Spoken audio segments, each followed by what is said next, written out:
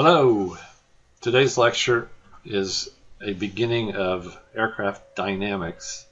Up to this point we've been doing pretty much statics, like the trim condition in level flight, in a pull-up, in a turn. It's all static equilibrium, no accelerations, no change in the variables as a function of time. Now we're going to move into dynamics, which means that velocities and angular rates can all change. So what I'm going to do today is nothing to do with airplanes. It's going to be a review of dynamics in general, illustrated by a simple mass spring damper system that's easy to follow and understand. So the topic is, sorry about that, we're going to be using a mass spring damper system. And it's got essentially the block diagram of it, or the picture of it, is it's got a mass of mass M, a spring that resists with a spring stiffness K, and a viscous damper that's like a shock absorber with a damping coefficient of B. And this is what's called a typical second order system because sum of the forces equals mass times acceleration. Acceleration is a double derivative, gives you a second order system.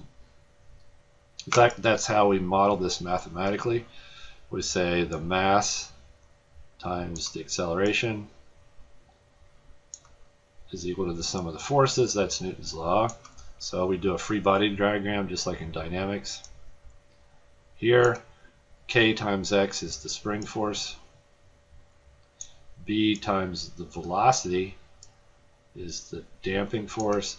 And then we can have an applied force, F, applied to the mass. So along the way we do notation where we can indicate the derivative either by dx by dt or x dot, and x double dot means x dx squared by dt. So if we do Newton's law, sum of the forces on the mass, we get the force to the right minus the spring force to the left minus the damping force to the left has to be equal to the mass times acceleration. Put this in standard second order or standard differential equation form. We divide by m to get no constant times the derivative in the front. And here's our differential equation. Second order because we got two derivatives, two dots here. And now this is the equation we want to work with for this system. So let's do a thought experiment before we get into the math. Let's say that we start the mass out 1 meter to the right. We pull it over and we hold it with zero velocity. What happens? Let's go back to the picture. So what we're going to do is take this mass and grab onto it and pull it over and hold it right here. So what's going to happen to it? The spring is stretched. So there's going to be a force backward due to the spring. We're saying F is 0, so there is no force this way. So the spring is going to pull it back to the left. Then the question is, does it just come back to its original position and stop? And that depends on how much damping we have. It could come back and stop, it could overshoot and go past and then bounce back and forth. So that's what we want to find out.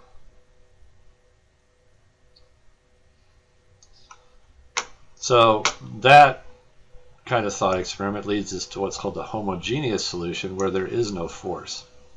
We just start out with initial conditions and then we see what happens when we let go.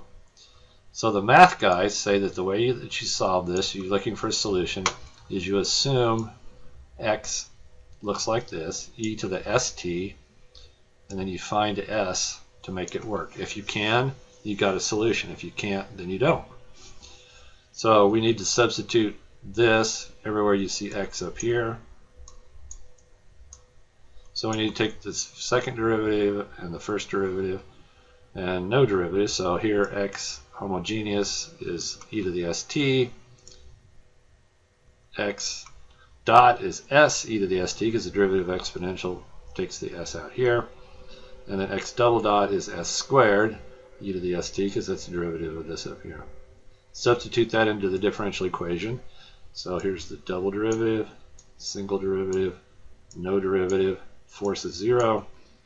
Notice that we have an e to the st in each term, so we can cancel those out across that way. And we end up with this equation that's called the characteristic equation because it's characteristic of the motion, as we'll see in a minute. This says s squared plus b over ms plus k over m has to be 0. That's just a polynomial that we solve for s. And so at second order, we can use the quadratic formula. Minus b plus or minus square root of b squared minus 4ac, where those are the coefficients of a, b, and c.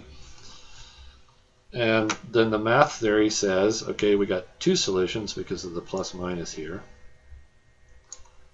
So math theory says you simply combine both together in a linear combination because this is a linear differential equation.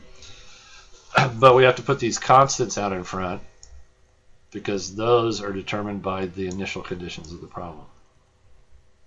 So here's the first root of the second order polynomial, the second root, add them together, and that's the solution. So our initial conditions were we pulled the mass over to 1 meter to the right with no velocity. So we take x evaluated at t equals 0.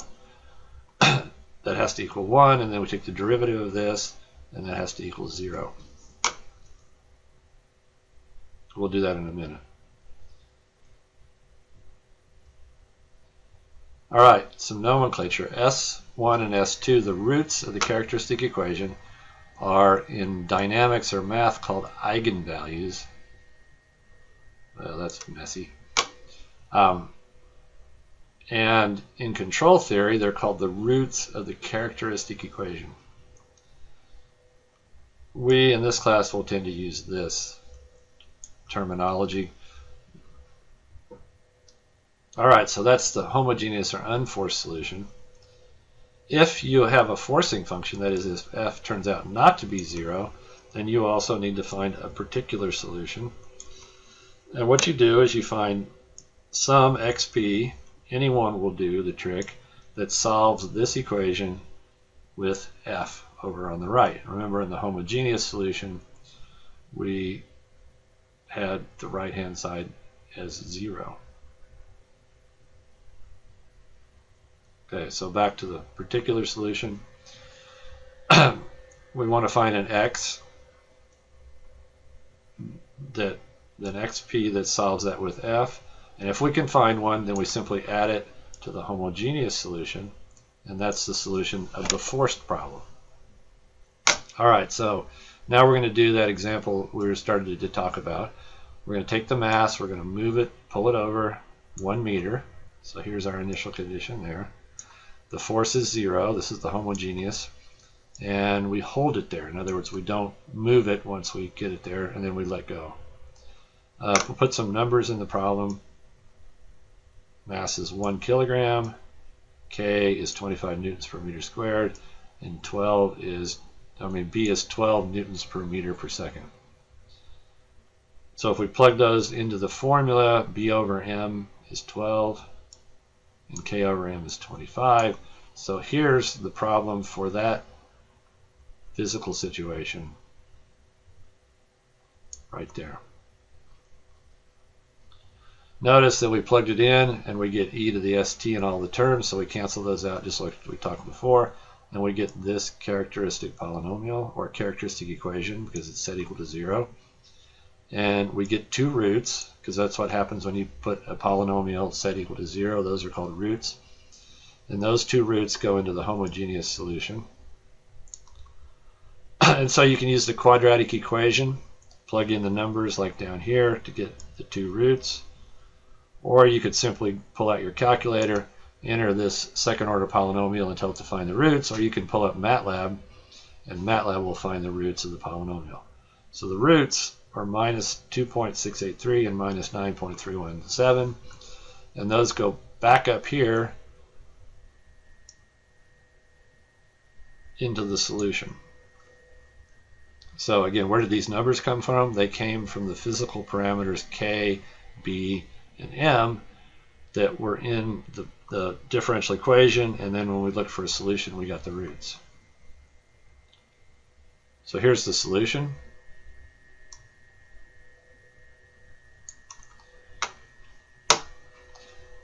Applying the initial conditions, x at t equals 0 is 1.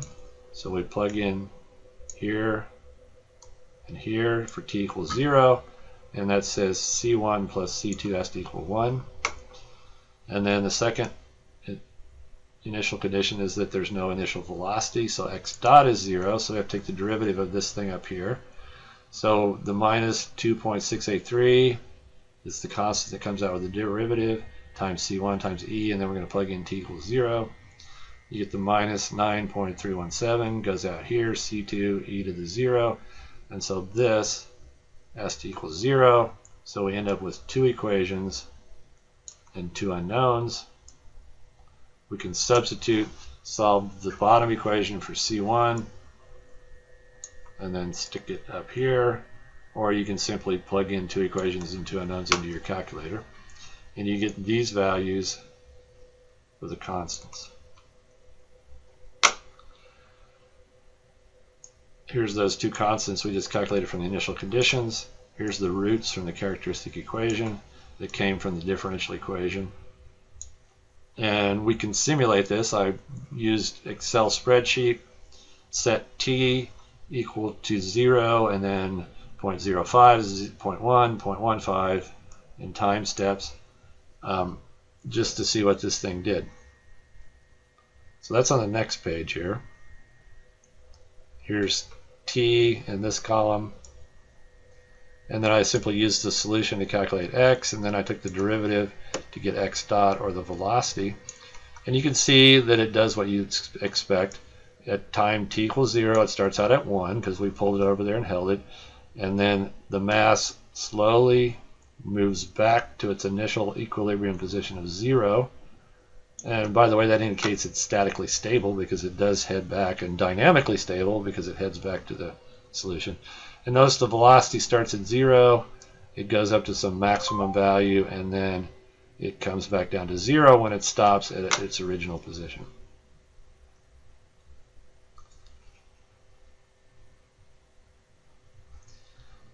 All right.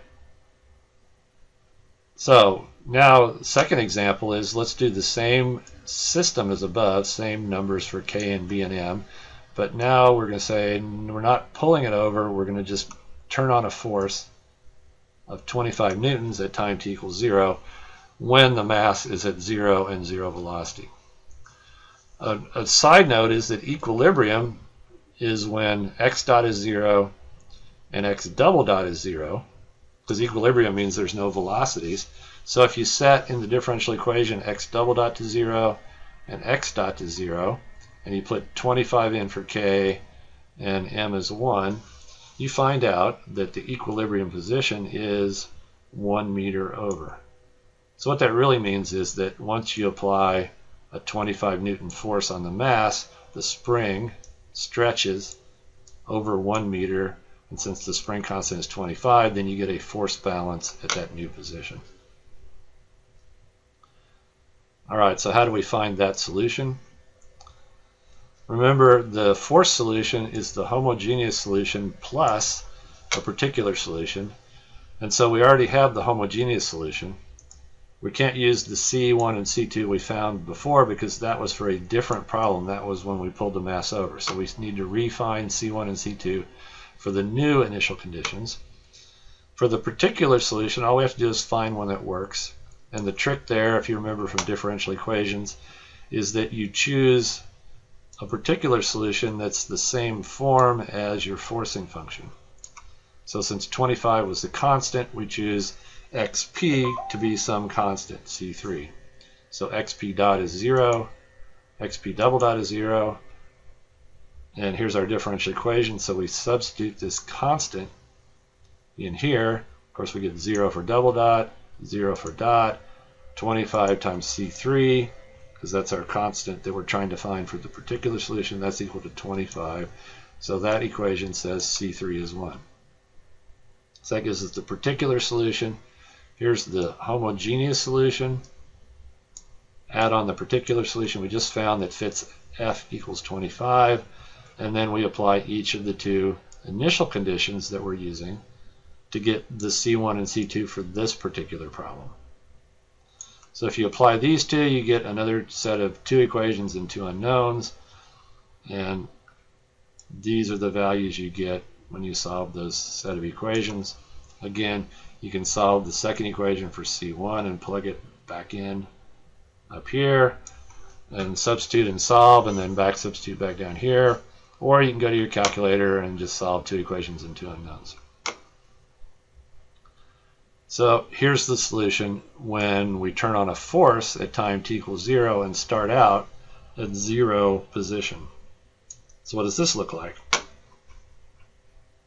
Well, here's an Excel plot varying t in that solution and calculating x and v, and it does what we expect. It starts out at 0 because that was the initial condition, and then as the force is turned on, it pulls it over to the right, and notice that it stops. I overshot there, but it does stop at a new equilibrium position of 1.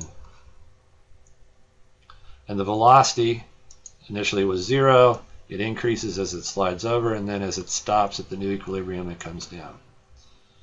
Physically, that's why this system is really nice, because all of that makes sense.